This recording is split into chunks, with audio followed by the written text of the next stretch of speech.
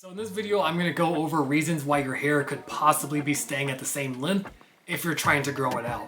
So with that out of the way, let's get into the video.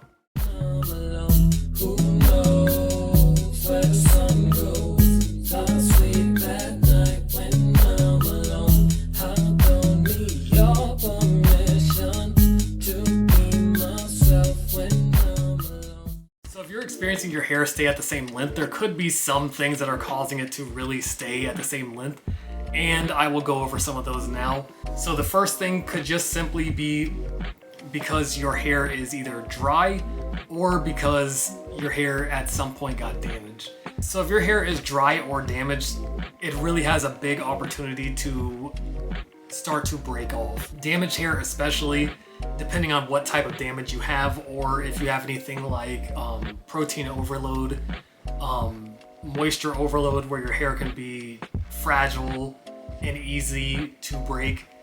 Things like that can cause your hair to break off more frequently.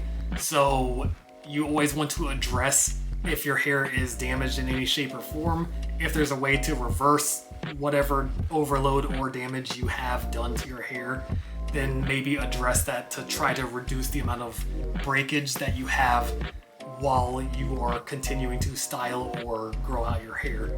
Now, if your hair is dry, then you can just simply make sure that you're adding more moisturizing products into your routine so that your hair is less vulnerable throughout the week after doing anything like a wash and go, twist out, or braid out. Another thing that could be causing your hair to stay at the same length is the process of high manipulation on the hair.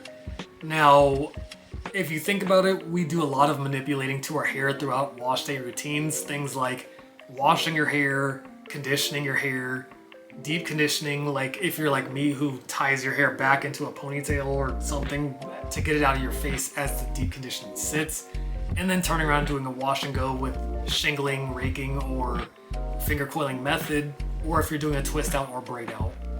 You're doing a lot of manipulation to your hair, and during those processes, I do notice hair shedding. If you're heavy-handed at any of those points, then it could be really simple for you to rip out your hair and keep your hair at the same length. I will say there are other things like people doing slick back ponytails or other protective styles for a long period of time. Let's say you're doing something just like mini twists or anything like that for a long period of time to protect your hair. But while you're doing it, you're really doing high manipulation to your ends or your roots, or you're doing a slick back ponytail and then you're really combing your hair back, ripping out the hairs at the hairline. That can be a reason why your hair is staying at the same length, because while you're putting in your protective style, you're actually damaging your hair in the process because you're being heavy-handed.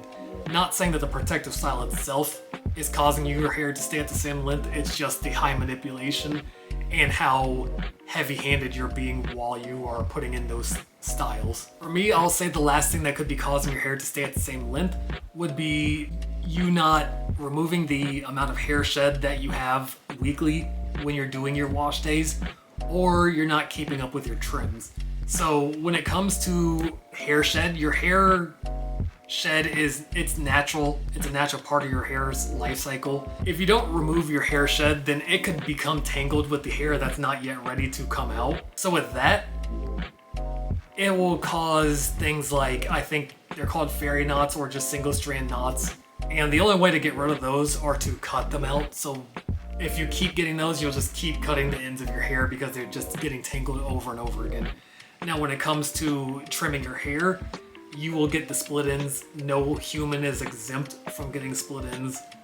So your hair will just eventually split at some point. You need to cut that before it starts going further and further down the hair shaft so that you can get rid of the split end.